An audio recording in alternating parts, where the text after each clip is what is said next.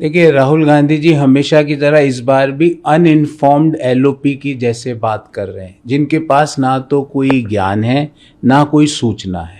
दुनिया की 10 बड़ी अर्थव्यवस्थाएं, जिसमें भारत चौथे नंबर पे है। अमेरिका में पेट्रोल की कीमतों में 44.5% का इजाफा हुआ। चीन में 21.7, जर्मनी में 13.7, यूके में 19.2, फ्रांस में 20.9 और डीजल में भी मोटा मोटी इतना ही इजाफा हुआ। भारत में 3% का इजाफा हुआ। अर्थात जो दुनिया की बड़ी 10 अर्थव्यवस्थाएं हैं, वहां पर ऑन एन एवरेज पेट्रोल में 21.8% का इजाफा हुआ और डीजल में 27.4% का इजाफा हुआ दुनिया की 10 बड़ी अर्थव्यवस्थाओं में। और भारत में पेट्रोल के दामों में 3.2% बढ़े और डीजल के दाम 3.4% बढ़े। अर्थात भारत में दुनिया के एवरेज से 6-7 गुना कम दाम बढ़े पेट्रोल में और 8 गुना कम दाम बढ़े डीजल में।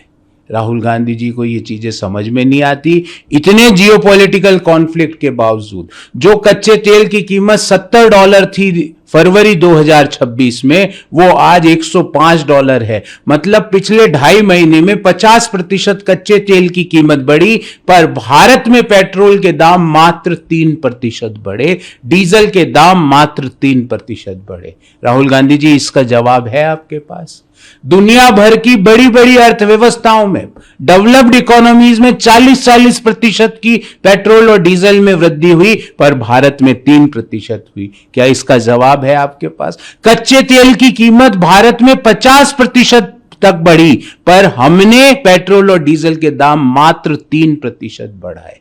और राहुल गांधी जी, हम मिलकर जो प्रधानमंत्री जी ने आह्वान किया है कि पेट्रोल डीजल के कंजम्पशन को हम स्मार्ट तरीके से यूज करेंगे, हम मिलकर सार्वजनिक ट्रांसपोर्ट का यूज करके, मेट्रो का यूज करके, कार पूलिंग का यूज करके, ईवी का यूज करके, कच्चे तेल पर जो हमारी निर्भरता है, कच्चे तेल के इंपोर्ट में जो हमको फॉरेन एक्सचेंज देना पड़ता है, उसको भी इस मौजूदा वर्ष में 10% तक कम करेंगे। आप एक इन्फॉर्म्ड सिटीजन की तरह बात किया करो और जो आपके जो ट्वीट और जो आपके लिए रिसर्च करते हैं, उस टीम को तुरंत बर्खास्त कीजिए। वो आपको गलत सूचना देते हैं और दुनिया में आपकी किरकिरी होती है।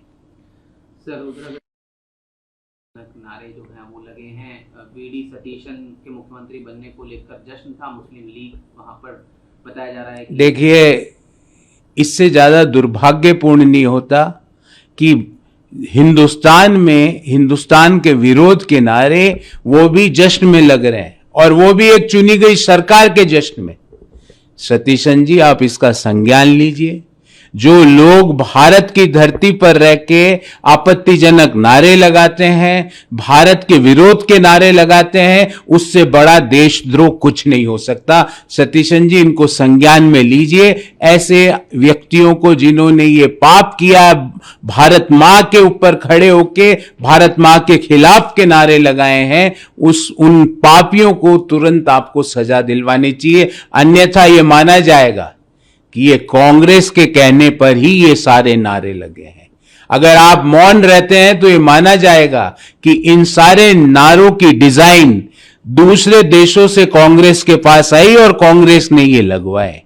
ये माना जाएगा कि जो भारत विरोधी ताकतें हैं, जॉर्ज सोरस है, पाकिस्तान है, वो ये नारे कांग्रेस के दफ्तर में देती है और कांग्रेस ये नारे लगवाती है। अगर आपने इसको मौन स्वीकृति दी तो, अगर आपने इन जिन्होंने नारे लगवाए उनके खिलाफ कानूनी कार्रवाई की, तो आप हमें लगेगा कि आप आज देश के साथ और कांग्रेस पार्टी देश के साथ खड़ी है।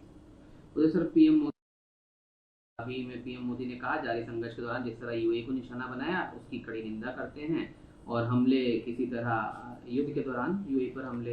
देखिए, संयुक्त अरब अमीरात में बहुत बड़ा भारतीय डायस्पोरा रहता है और हमने पूरे कॉन्फ्लिक्ट, वेस्ट एशिया कॉन्फ्लिक्ट के दौरान हर जगह ये बात कही कि जो भारत के लोग जीसीसी गल्फ कोऑपरेटिव काउंसिल में काम करते हैं, जो भारत के लोग दुनिया के अन्य देशों में जाकर काम करते हैं, रोजगार की तलाश में वहां गए हैं, उनकी जान माल की सुरक्षा की जिम्मेवारी भारत सरकार की है। और जिस तरह से निर्दोष लोगों को यूएई में जिस तरह से कॉन्फ्लिक्ट का हिस्सा बनाया गया वो दुर्भाग्यपूर्ण है। पर पूरे कॉन्फ्लिक्ट के दौरान भारत के प्रधानमंत्री गल्फ कोऑपरेटिव काउंसिल के राष्ट्रीय अध्यक्षों से लगातार संपर्क में थे। भारत की लोगों की सुरक्षा को सुनिश्चित करने के लिए वो लगातार बात कर रहे थे। भारत के लोग और गल्फ कोऑपरेटिव काउंसिल और कॉन्फ्लिक्ट के लोग की जो खाद्य सुरक्षा है, फूड सिक्योरिटी है, उसको भी भारत लगातार सुनिश्चित कर रहा था। ये भारत का ह्यूमैनिटेरियन फेस है और हमारी जो प्रायोरिटी है कि हमारे देश के लोग दुनिया में कहीं भी हो, भारत की सरकार उनकी सुरक्षा के लिए साथ है। वेस्ट बंगाल सीएम शुभेंदु अधिकारी ने कहा है कि in connection with RG Kar incident उन्होंने एक इन्वेस्टिगेशन जो है उसको इनिशिएट किया है और इसमें specifically against senior police officer such as Kolkata CP Vineet Kumar Goyal and other officers के आरजी कर के पापियों को सजा मिलेगी। जिनको टीएमसी ने बचाने का पाप किया, जो लोग इस पाप में सम्मिलित थे परोक्ष रूप से या इनडायरेक्ट फॉर्म में, उन सबको कानून के तहत सजा मिलेगी। एक भी दोषी इस कुकर्म के लिए, इस पाप के लिए बच नहीं पाएगा।